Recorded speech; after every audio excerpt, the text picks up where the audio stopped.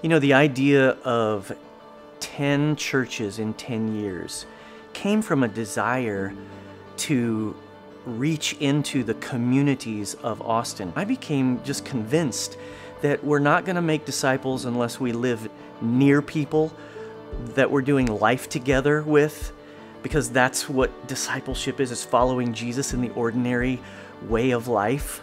We moved here 7 years ago. I've actually discovered that there have been multiple groups just throughout the years of people that live in the area.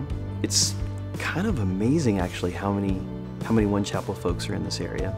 So Liberty Hill was somewhat unexpected. I mean, we have a group of people up here that we're meeting once a month in something called Front Yard Friday. We launched in September of this last year. The group has been incredible, beyond my expectations. All of the Catalyst North group has been consistent there.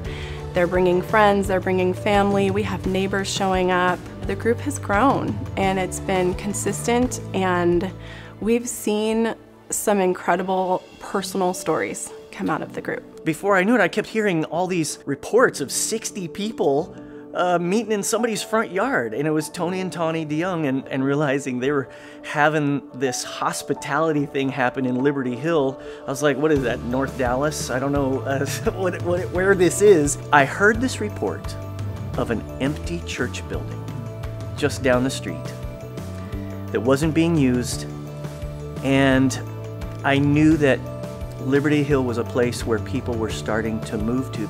One of the reasons we moved to this neighborhood was because of this church building. Found that fixer-upper house, but I was drawn to this neighborhood because of this building.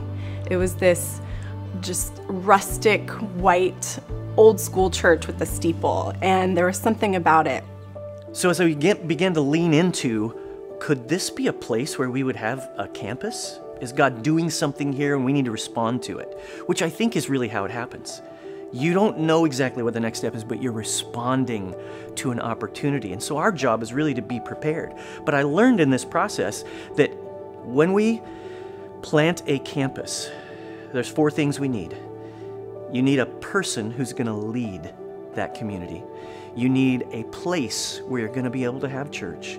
You need a people who will be your core team that are really going to facilitate ministry in that church, and you need the peace of the Holy Spirit leading you.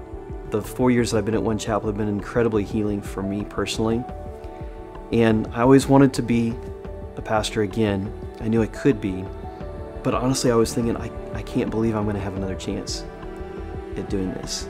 As we sit in this building, I think about this old building that was built in the 1930s, and it's going to be used for its original purpose, to bring people to God. And I thought, man, to me that's what I feel like my life is like. I'm going to get to be back and do what my original purpose is, and that is connect people with Christ, encourage people, and teach people.